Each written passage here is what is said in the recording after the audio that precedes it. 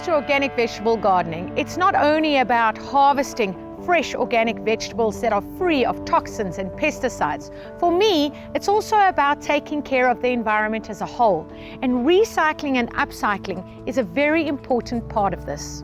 I've found some nifty ways to reuse and recycle so many things that I would normally have thrown out, and I use these in my organic vegetable garden. The great thing is you can make them at home. They're really quick and easy to do, and I'm going to show you how.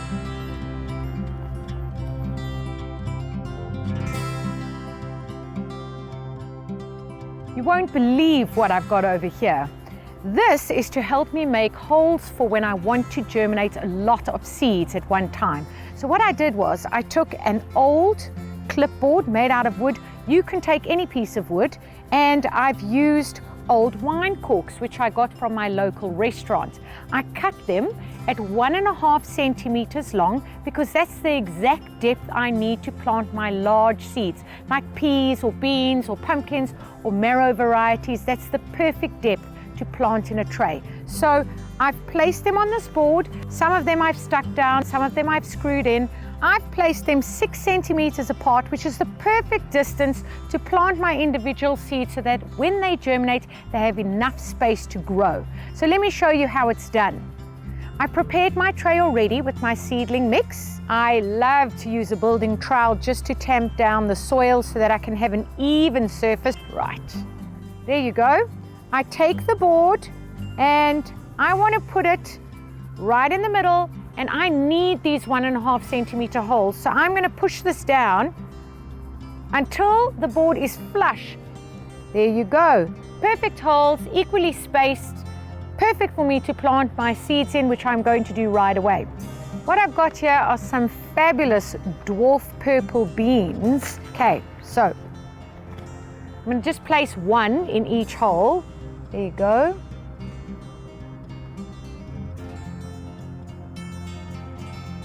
Once you've planted each seed in a hole, just cover it up with the soil. There you go, just like that. I know that I have planted this tray pretty full of bean seed, but one thing you never ever forget to do, and that is label your seedling trays. I've got a tongue depressor over here, and I'm just going to write purple dwarf bean and place it at the end there. And I'm going to water. I've got this really nifty little top here. It's called a bottle waterer, and the fabulous thing about it is that it has a fine spray, and that's really important when you are planting your seeds because you don't want the water to dislodge the seeds. Right, so I'm looking forward to all of these germinating. I'm not sure if I'm going to put all of them into the ground. I'm going to keep some in this tray, and I'm going to use them as pea shoots. I'm so excited for that. Another fabulous trick that I have for upcycling newspaper is making biodegradable seedling pots. These are so useful because you can make hundreds of them, and the newspaper just degrades into the soil, and I'm going to show you how this is all done. So this is what it looks like eventually, and this is still wet because I watered them this morning. This little seedling is big enough to go straight into the ground, and I'm going to show you how to make these. You don't ever have to take the seedling out of the newspaper pot. You just dig a hole and plant this whole thing into the ground.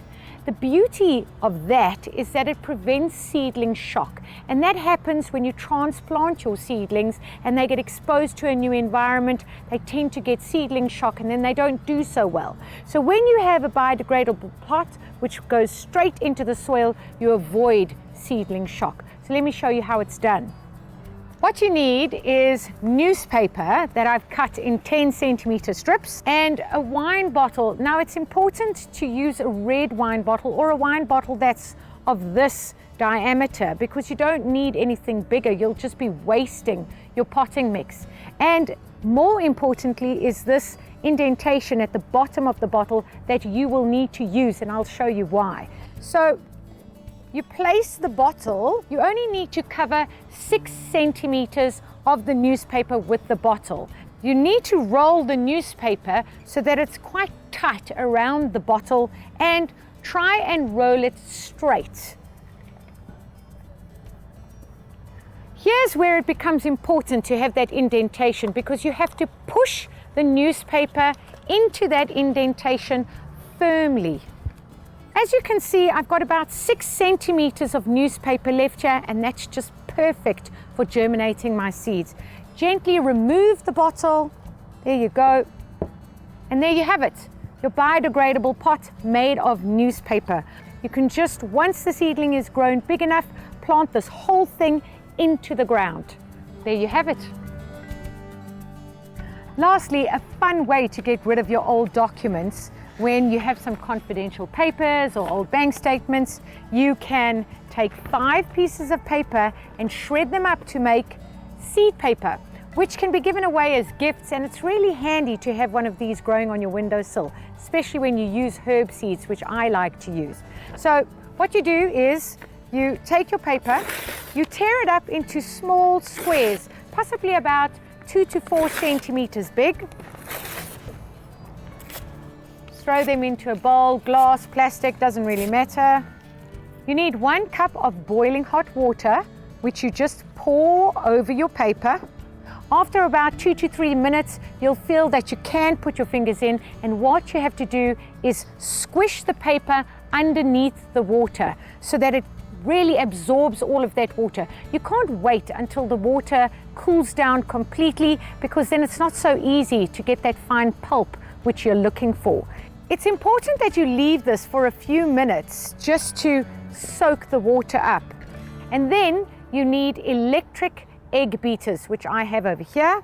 And very simply, mush that up.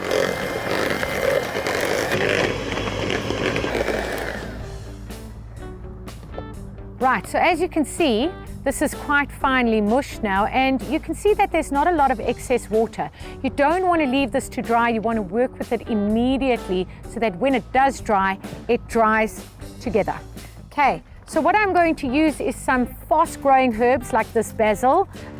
For now, I'm just going to pour a whole lot of these in my hand. You do need quite a few because you want them to be everywhere in your seed paper, and you can get a nice coverage, lots of little seedlings germinating. Okay, so when you pour these in, sprinkle them around and use your hands to mix them through. You don't want to use your electrical beater because they'll slice up the seeds and damage them. And then what I've got here is a mesh tray. Now this is important because when you put it outside to dry, you want it to have air coming from the top and the bottom. I've got some heart-shaped cookie cutters here, and I thought this would be a great idea. You can give these as a get well soon or a happy birthday card once they're made.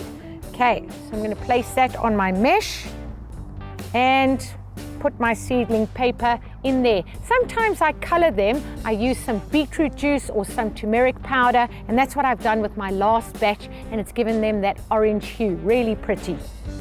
You don't want to put this mush in too thick because it needs to dry. So I would say a ½ centimeter is more than enough. And there you go. We've got our one heart-shaped seed paper done.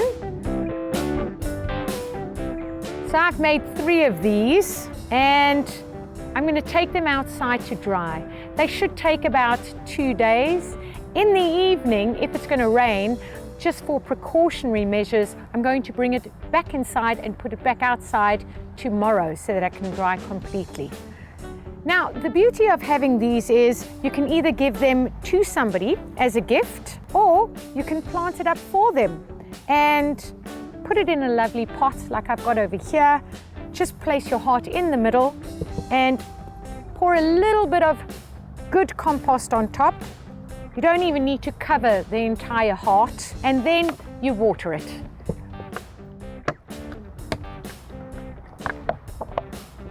I planted this one yesterday, and I'm so excited. I can't wait for these seedlings to germinate. You can see that the little basil seeds have already swelled up, and as soon as they start to germinate, I'm going to leave them on my kitchen windowsill and use them as microgreens. I hope we've inspired you to recycle and upcycle a lot of the things that you would normally have thrown away. So join us next time to learn more about growing your own organic vegetables successfully.